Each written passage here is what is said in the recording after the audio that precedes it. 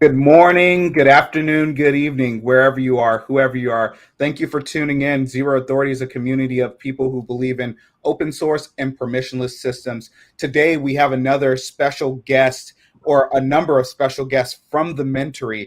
The Mintery is an NFT workshop where teams are gathered to create different use cases and bring different utility to Bitcoin, but also push the boundaries on what's possible with NFT use cases.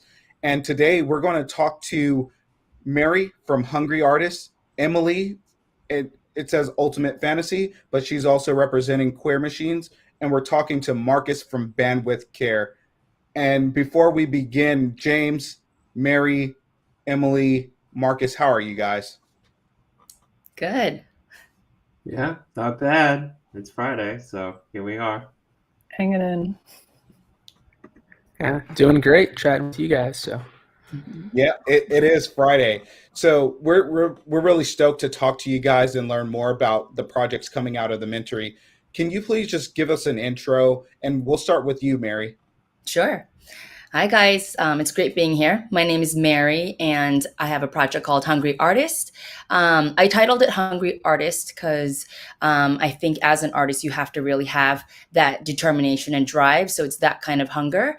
And I was wanting to change the narrative of the starving artist, which we've always heard of in the past. But now I feel like it's a new day, especially with Web3 and how artists could take ownership of their artwork. So I'm creating a community around creatives and building a PFP collection of Hungry Artist characters. But instead of just your regular PFP collection, I am doing a prelude drop prior to it where I am empowering other artists to collaborate. And then we are doing something called Exquisite Collabs.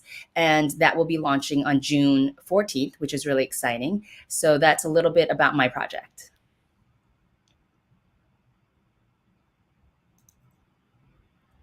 Emily, please give us an intro. And Mary, are you going to be launching soon? Yes, launching June 14th. And it's just the prelude drop. So it's 12 pieces that's going to be staggered on auction on Gamma. And it's going to be three NFTs every Tuesday and Thursday for the next 2 weeks from June 14th and in tandem with NFT NYC. Really cool. Emily, please give us an intro. Sure. It's great to be here and to see such nice faces. So my name is Emily, and I'm an artist. In 2018, I started a project with a friend of mine called Queer AI, where we trained an AI with a corpus of queer theater. And it started me on a track of working with artificial intelligence and art. A couple of years ago, I started to learn how to train these machine learning models myself. And it's kind of opened up a world where ever since Queer AI started, it's kind of become like a magnet where I try to do different things, but I get folks like emailing me most.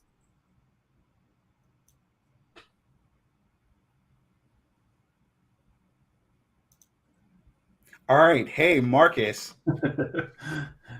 All right, I'll jump in. Hey, sometimes we lag. That's okay.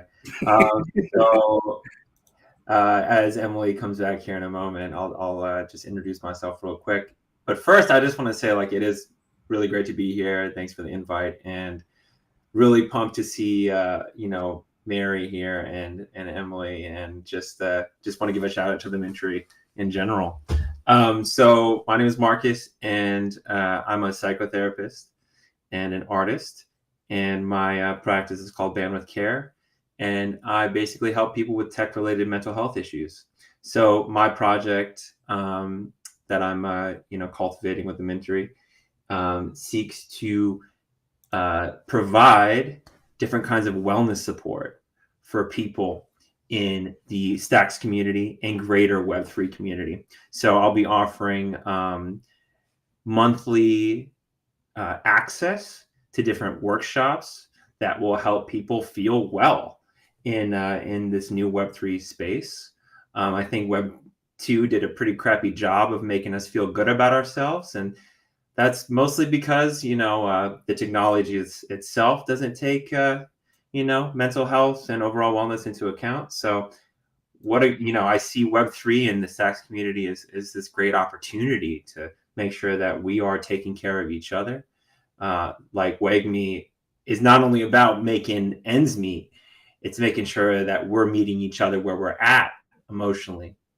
That we can really hold space for each other, make sure that this is not a toxic environment and that we don't repeat history again. So that's what my project is about.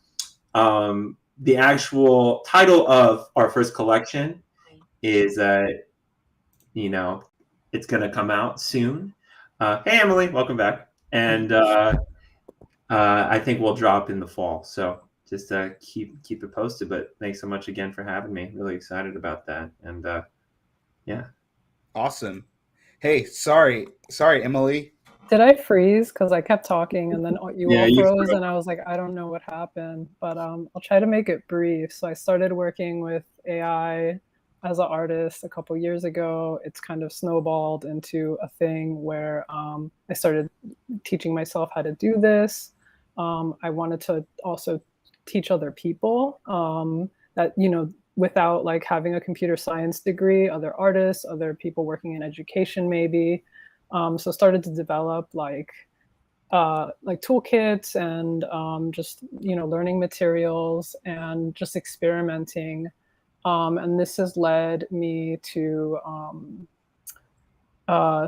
want to do this NFT collection, which the purpose of this for me is I already have like a small community, and is to try to fund some of the ongoing work to be able to pay for things like GPU cloud computing time and like all the kind of very expensive upkeep, to be able to pay facilitators and people that that want to do this work. I get emails all the time from researchers and artists and folks that are interested in like working with AI in creative ways. So there's a couple of things. The collection is called Ultimate Fantasy, and that's going to be launching at the end of the summer. I don't have a date yet. On Instagram, I'm Queer AI, but on Twitter, I'm Queer Machines. So if you follow either of those two things, you can stay updated with the project. And I think I'll leave it at that for now. We could just talk more as we dive in. Yeah, absolutely. And we'll bring it back around to Mary. Your art looks really cool. Obviously, everyone in the Mintery, you guys have a high degree of professionalism and artistry, but really enjoy what your the brand that you've cultivating and building here. Kind of reminds me of like some things in the metaverse. Thank you. My physical, tangible artwork that I've created prior to the whole NFT movement was inspired by my young children. And so I think there is kind of like a childlike sense to a lot of my artwork. And I've done a lot of different series in the physical art world, but now doing Hungry Artist and then creating these characters, I thought it would be really fun to work with other artists to kind of just build this community where the gatekeeping isn't hard to get into the art world. With Web3, I feel like people could just really just create artwork and enter the space. But I think the beauty of Web3 is that we could create a community where we help each other kind of shine light on each other's artwork. And I would love to shine light on different stories where artists can share about their journeys. And going back to kind of like the childlike theme, the idea came to me with The Very Hungry Caterpillar by Eric Carle, and how the caterpillar turns into this beautiful butterfly. And that's how I see the artist journey of, the artist really trying to make it. And if we, have that hunger and we, as a community, can help each other, our careers can take off as artists. So that's kind of the whole idea of this NFT project I'm building. Yeah, and Marcus, you guys are really focusing on the mental well-being of folks, and in Web3 we talk a lot about community. Just really curious to hear kind of where you came up with this idea and kind of just let you kind of riff on that and see kind of the things that can develop from there. For sure. Yeah. Thanks for the question. And yeah, it's definitely super relevant. I feel like, especially during the pandemic and just how much more we're online, people are, the moment when my mom is like, do you know about this Zuckerberg guy? I don't know about this Facebook thing. She lives in the middle of nowhere in Minnesota. I'm like, okay, this has reached 100% saturation. So definitely it's on our mind, literally. And, I think for me, this is a very personal thing. My dad was in tech, one of the OGs. He was actually in the Air Force doing digital circuitry in the 80s, and he was a help desk worker. And I had no idea what he did. There were just computers all over our house. Their guts were everywhere. There's just wires. And one day I was like, what do you do? And he was kind of a poetic, artsy dude. This is probably his shirt. I don't know. He kind of was a Renaissance man. And he said, I become the software. And I was like, yeah, exactly. I was like, what?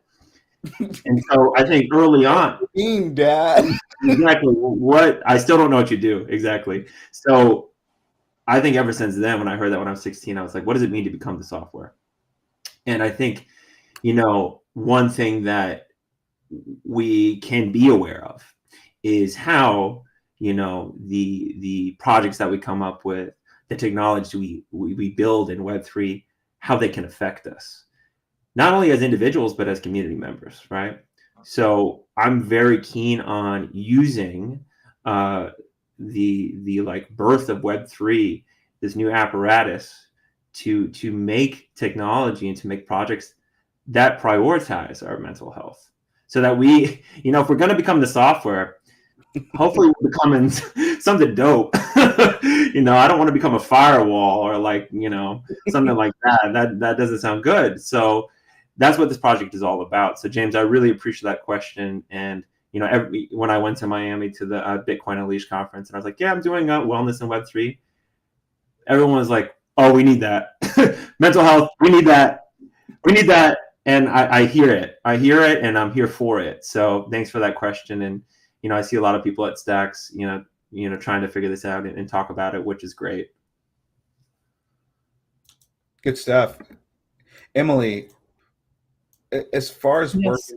working within the Stacks ecosystem and getting support from different artists, can you tell us about how that's been with a Mintery? I mean, it's been really interesting because we started back in February and we had a solid month of like every day we're on Zoom. All these folks are coming from the Stacks ecosystem to share about their projects or, their experiences, things they're working on and trying to launch. We had artists come talk to us, people from marketing, like all kinds of folks. And then within the cohort, over time, it's been really, really encouraging. And like, I just love seeing people's projects like grow, where early on it was just like a lot of talking and learning. And then, here we are, it's, I don't know how many months later. Everyone's on a different timeline too. And the projects are all really different. Like there's a couple musicians, there's the three of us. Marcus and I talk quite a bit. So we've developed a friendship, and we also share like common art friends and art circles. We keep finding, lots of folks swim in our same little niches. So yeah, it's been interesting. It's been great. And once a week we still meet to just check in, which is kind of it's really good for keeping momentum and like keeping morale up. Can you tell us more about what a Queer AI is building and some of the launch coming out? Sure. I mean, there's like a history here because there's a couple of pieces, but as in the intro, Queer AI started as a chatbot that I built with my friend Ben Lurchin, he's an artist. They're an artist. They're also a software engineer, and at the time we were looking at I was looking at a lot of studying the history of chatbots and looking at things that were being released both in like the adult market, but also just the regular consumer market, where like the way bots are gendered, right? And the way that, there's all sorts of like heteronormative, like racist, misogynist tropes that are kind of built into the personalities of these bots, which of course we didn't like. We wanted to build something that was like in complete opposition to that. So we decided to like train this AI with this corpus of queer theater, and to kind of embrace the kind of messiness of working with AI, because at that time especially, it's still really unpredictable, like the output you're going to get. But we treated that as like, this is a feature, not a bug. Like it's going to be disobedient. It's going to give you output you don't want. It's going to defy your expectations. It's going to mix up all the genders, which just kind of happened, on accident. But it was, for us, that was really fun and really amazing.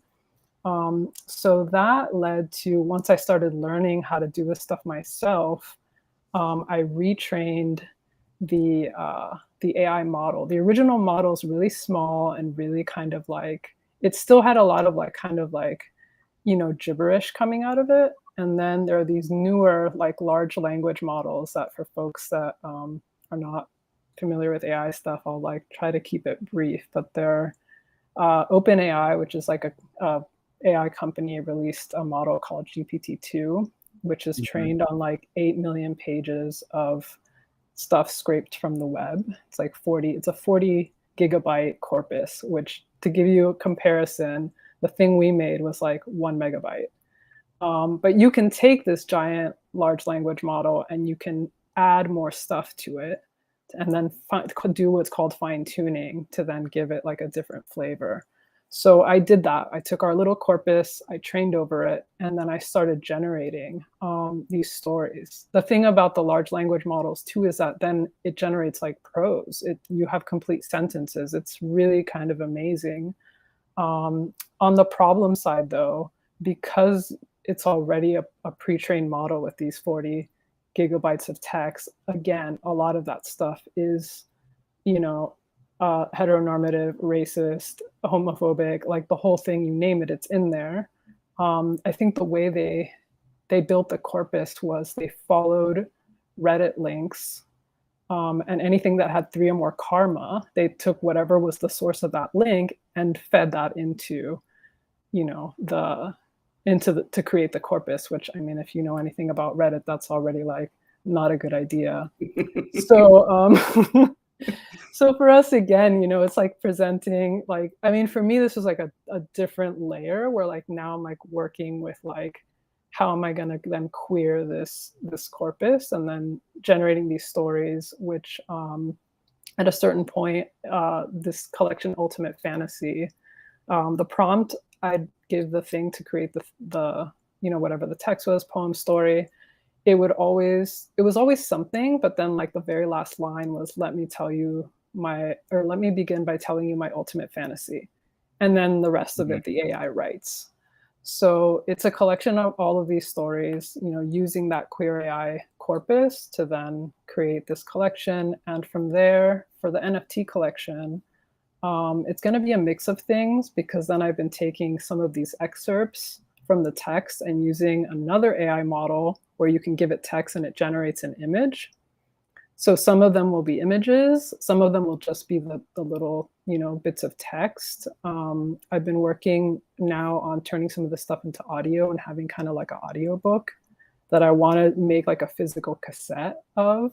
So the NFT will be like, there's going to be definitely like a digital component, but then there'll be maybe, part of the utility is that you can get this like it's not going to be on the internet, and you can get this cassette tape. Part of that too is I'm working with a friend of mine who's a producer, mixer, sound engineer, because I really also want to just like queer the voices and not just use like whatever. So it's going to be weird, like really, really weird. Some of the texts are like pretty erotic, and they're the kinds of things that I don't think will pass the filter for like, the marketplace, but they will pass the filter if you just get a tape in the mail.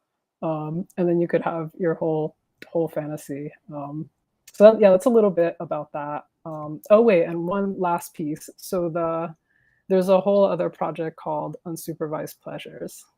There's like 3 things: queer AI, Ultimate Fantasy, and Unsupervised Pleasures. So Unsupervised Pleasures is kind of, that's the umbrella concept. a container for this DIY community that originally there's a website, unsupervisedpleasures.com. I started it as a blog just to kind of track my research and like post, all of these stories that I'm talking about right now.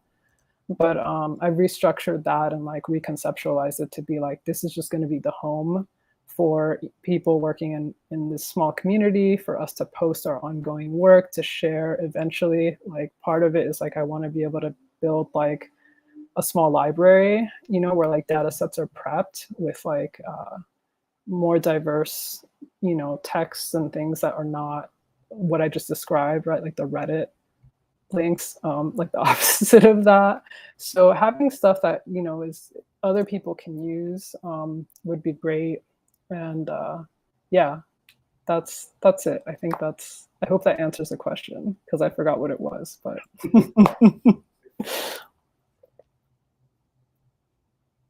that's like the full history, basically. No, that's really awesome to hear. It's really enjoyable to talk with people that are so passionate and that are able to use technology in such interesting and unique ways and really let their light shine through. So, I really, I see that in you all quite a bit. With that said, for Mary, I know, it's been a little bit since we came back to you. Hungry Artist. In terms of you guys are releasing this collection, I'd love to kind of hear the journey that you came to build what you have and kind of where you see it going in the near future. Sure. I guess like when I first entered Mintery, I had a different project in mind. I was building kind of off my physical mixed media artwork, which was titled Legoverse. And it was really amazing with the program to then connect with all these different NFT, crypto kind of experts, and then also mentors that kind of gave guidance. And I think digging deep into the why of why we're creating these projects was really big. And so, I pivoted, and that's how Hungry Artist was started. And with Hungry Artist, kind of that being the umbrella company, the goal would be then to have AHA Labs, which is kind of playing off Hungry Artist AHA, when like you have a moment when you're an artist and your career can then take off, is kind of like your aha moment. And I would love to like hear different artists' journeys, not just visual artists, but musicians and entertainers or writers or all different creatives of like their struggle and how did they get to the point where they felt like there was a shift when their art was finally accepted or people connected with it, where they had their aha moment. And so I think the bigger picture would be then to,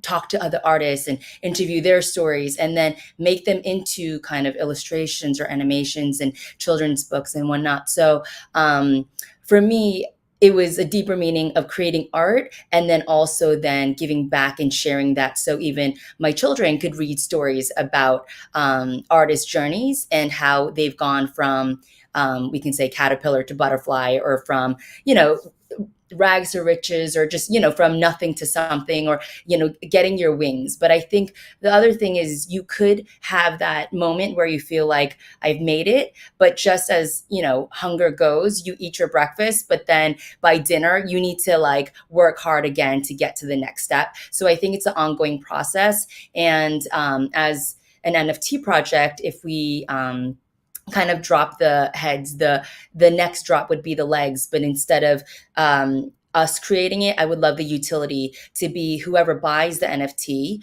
and the holder could then create legs. If it would have to be a tiered system, but some kind of innovative way of having it interactive and not just just throwing it out there and then you just have it as your PFP collection. But what if you're an artist and you want to draw on that and collaborate? And so I think it's just like coming up with new ways that artists could talk about their stories and also just do something a little innovative and different with your regular NFT collection.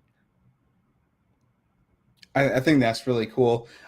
We're going to take a quick second here to hear from Ileana on a pre-recorded version. If you're interested in Mintery, Ileana so graciously provided this clip for us, and we're going to play it here. Hi, good morning. My name is Ileana, and I am the NFT resident here at Stacks. So I'm here essentially to help support any artist that is looking to launch their own NFT collection. One of the ways that I am doing that is through the Mintery. So the Mintery is a 30-day program designed to give artists everything they need in order to successfully launch their own NFT collection. That includes funding and also top-tier mentors from companies such as Vayner NFT, Dapper Labs, OpenSea, H+ Creative, Ultra Music, Megaponts, just to name a few. If you're curious to learn more or want to check out the schedule and apply, feel free to head to mintery.co. You can find all the relevant information there. And if you have any questions for me, you can reach me at iliana@mintery.co, and I'd be happy to help. Thank you.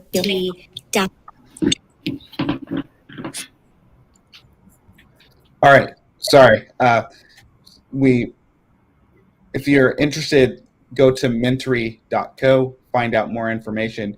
And we're at the halfway mark here, and wanted to talk more about, Mary, you brought up a good point about making the utility of NFTs innovative and pushing the boundaries.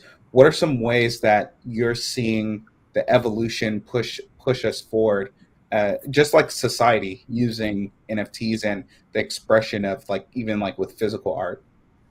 Sure. I was loving the Stacks first cohort because all the different members are doing such innovative stuff. And I think maybe it started with visual kind of NFTs, but now there's such a movement going to like the music NFTs and, the wellness, and then even the Queer Eye AI that Emily's doing. And then we have other people in our cohort that's like planting trees for every NFT that's bought. Like there's so many good that could come out of an NFT project that's built with utility. So I think I'm excited to just see other people build in ways that are not, that hasn't been done before.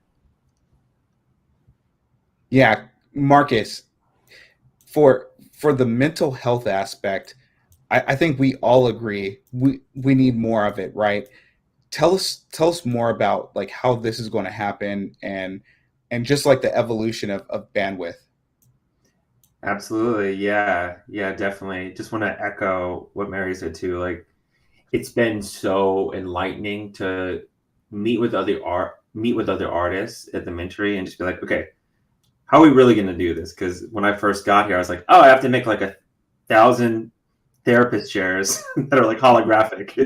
That's all I can do, and then sell them for 10 stacks. But in reality, that's not how it works, and we need to think more divergently about how to do this. So I came in thinking that, I'm just gonna make a bunch of therapist chairs and they're gonna be different colors. But the reality is, I was like, okay, what can I actually provide? And with time, I want to provide actual psychotherapy, right? So that people can have an NFT and with it get access to therapy in the metaverse, right? So, wow, you can buy an NFT in the metaverse. You can meet with your psychotherapist in the metaverse. Now, we're not quite there yet. That's kind of the end goal, right?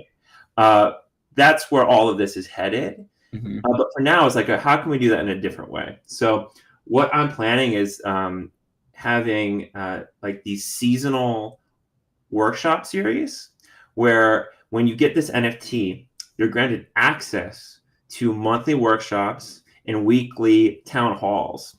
And these workshops will be led by various practitioners. Some are fitness instructors, some are yoga instructors, some are mental health providers, with the idea of bringing us all together to say, okay, let's address this as a collective. Let's learn tools to take care of ourselves. So that's what this NFT will provide you. It will provide you with access to all these amazing services with partners that Bandwidth Care is going to be working with. So that's the idea here. Went from a bunch of therapist chairs to, hey, what can we actually do to help you out here? So yeah, and I can say for sure that idea wouldn't have come to me without seeing Emily and Mary and other artists go through their process, and with the help of like Ileana and Mitchell and Nina as well, who are all the mentors, as we call them. And that's a Mitchell pun, not mine. I'm not going to take credit for that. A lot of puns in the Mintery. Join if you like puns. Yeah, so it's been an amazing journey together. So I'm looking forward to seeing how this goes. And what would you tell your dad? What would I tell my dad? Well, I can call him right now. No, I thought you were going to say, Dad, I have become the blockchain. Yeah, this is the NFT. I am an NFT. Here we go. No, I love that. He would probably be like, "What's a blockchain?" It comes full circle, right? This new thing called the internet came around, and people weren't sure, and now here we are at a new precipice, and we're on that growth curve of blockchain technology and visibility, transparency, and it's crazy too, because everyone, like you said, everyone agrees we need more mental health that's approachable, that's consistent, and where it's accessible, right? And if everyone's going to live in this metaverse, or if it's going to be on a spectrum of different experiences in a virtual world and the physical world, wouldn't you want that access to mental health? And I think this is really interesting on how you're going to start to push the boundary on this, and that access to mental health is through an NFT. I don't think anyone's talking about that. Yeah, no, it's exciting, and I'm down to change the narrative about how mental health care or just wellness in general can be accessible, right? I think one thing that a lot of Web2 technologies do, especially Instagram, is commodifies self-care, makes so many things that are so approachable very inaccessible, or filled with like this sense of vanity that makes it feels untouchable. And I think just to say, I'm really happy to be here today with Emily and Mary, because I feel like your projects too are all about like making sure that narratives about artists or narratives about queerness can be changed in whatever the next frontier of technology is, right? So I think it's really important to shift the narrative about mental health, and I'm here to do it. So yeah, really happy to be here today to talk about it as well. So thanks for the question. Yeah, and I think something else really interesting with what can NFTs, and I think probably all of your projects might have this happen too, is it gives people accessibility to other people that are also very interested in the same topic, or maybe that they went and sought after that in a certain point in their life. And so, do you guys feel that you see something like that happen here when you guys mint your collections, and folks will have a place to talk with one another and spend time with one another? People that I feel like share the same interest in art probably share quite a lot of interest in other things too. You get that kind of community feedback. Yeah, Emily, you think that will happen with your collection coming up?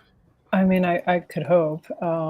For sure, that's the goal. But I think, I mean, as I'm hearing everybody talking too about like utility and, how blockchain or the NFT plays a role, or how we play a role in changing whatever the conversation that's happening there is. I've already, like, when I started, this was like, okay, I already have this project. I have this community. Like, my goal is like, I want to fundraise for this. And there's all these different ways. Like, I apply to artist grants, and I also have a day job, like, where I make websites and do marketing. And, some of that, like, I don't have a way to just fund this practice.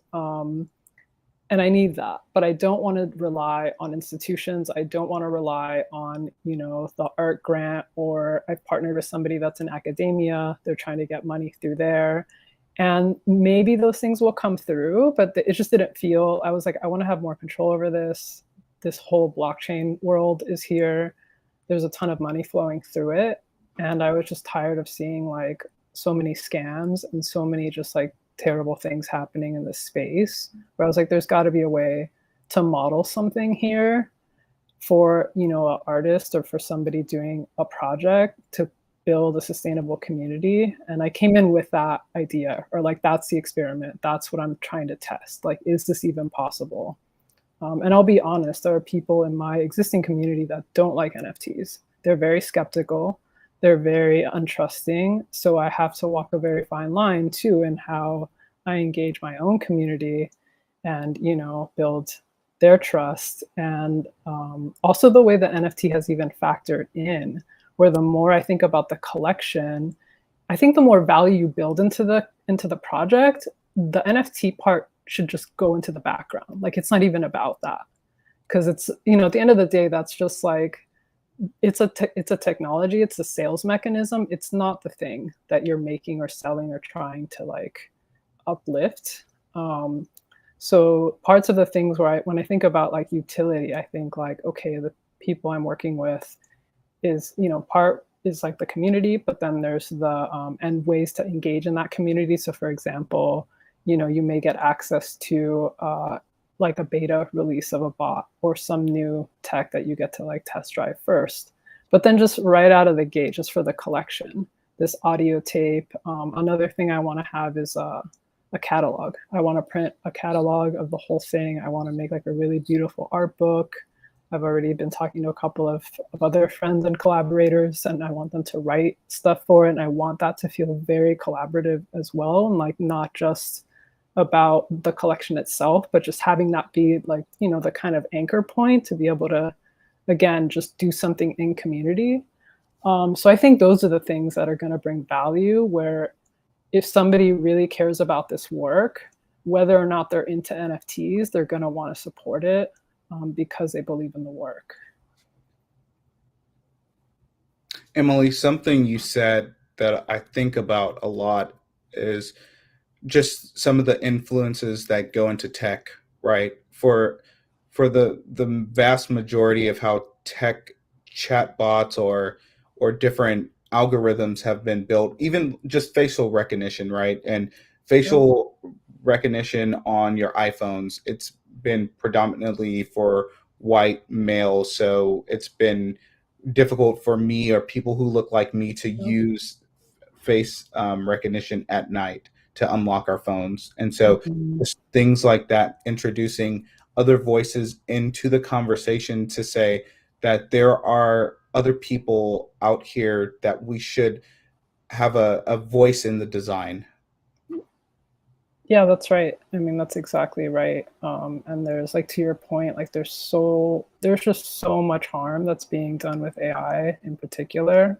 And a lot of the people, that I'm in at Write Me, or, they find my project, I think part of it is for them is like the project itself, like I wanted the focus to be on pleasure, because I am taking this thing that's really harmful. And it's like, how do we, in spite of this, still carve out a space or create something where we can build something for everyone who is not like is being essentially harmed by this technology or neglected or not even considered, while like you're like still having the critical conversation and still doing that kind of like education, but like moving the focus to like, how can we make this generative?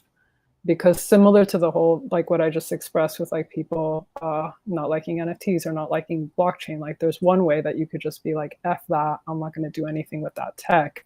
And I've heard the same thing with the AI. These large language models are horrible.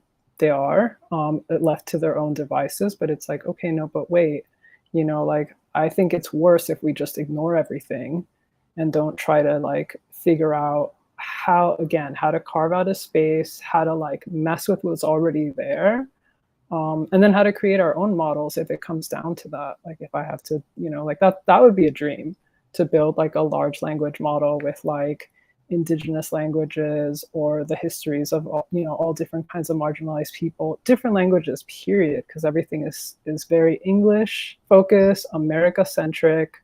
Like there's not a lot of diversity or a lot of like nuance to this stuff. It is the same like white male tech, elite that design everything. I could go on if you want to go into like the military industrial complex. Like we could go all kinds of directions right now.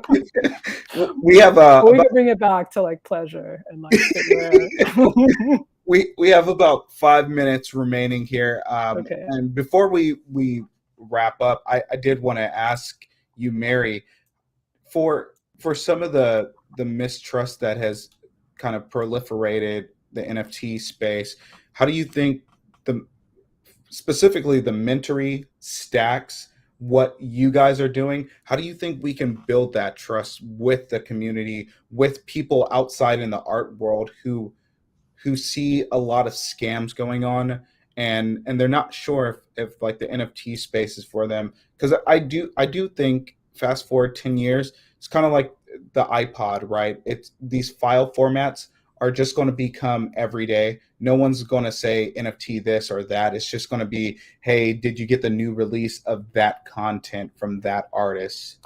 Or did you get that new experience? And we're going to forget about the file format. Yeah. Agreed that there is like a lot of people that, just look at NFTs and walk away. Like even at an art show just recently, I had a screen with the NFT and there's people that just didn't want to look at the screen, but they looked at the rest of my artwork. So there's a lot of people that just, are very uncomfortable with it because it's still so new and we are still very early. But I think since we are on the ground floor, the best thing we could do is build it to the way we want to, if we want to see more diversity, or if we want to see artists getting royalties and like all the things that weren't before and that we can change. I think now is the time to do that. And so even though there isn't mass adoption, I think us here as kind of early adopters could build it into better projects where, like Emily was saying, it's not really about the NFT. It's what the NFT could unlock. And I think that's the bigger picture, thinking of how we're going to have other people come into the space. Because for me, I've even gotten NFTs stolen from my wallet, in my Ethereum wallet. But I think not that I'm saying it can't happen in Stacks, but what I love about Stacks versus when I show my art on like OpenSea, I think Stacks is like such a tight knit community that really wants to see each other grow in a slow and steady way, where everybody's been so supportive. And it's been such a beautiful experience, like working with everybody in Stacks Mintery. Even my project has changed a lot from a lot of the input I've gotten from other cohort members. Even Marcus one time was looking at my project and said, have you ever played the Exquisite Corpse game? And I was like, no, what is that? And he was saying, you draw the head, you pass it to somebody else and they don't see the head because the paper's folded. You draw the torso and then somebody else draws the legs. And I've played other games like that. Like you have a glass of wine, you pass a piece of paper around and you like draw a line and somebody like connects the next line or whatnot. So I think there's like what you can kind of change with your NFT project when you work with other people, like getting feedback from, cohort members weekly, and then even being in a community, learning and kind of changing ideas gives projects so much more depth. So for me, I'm very happy to be part of Stacks, part of the first cohort for Mintery, and excited to see everybody's projects launch.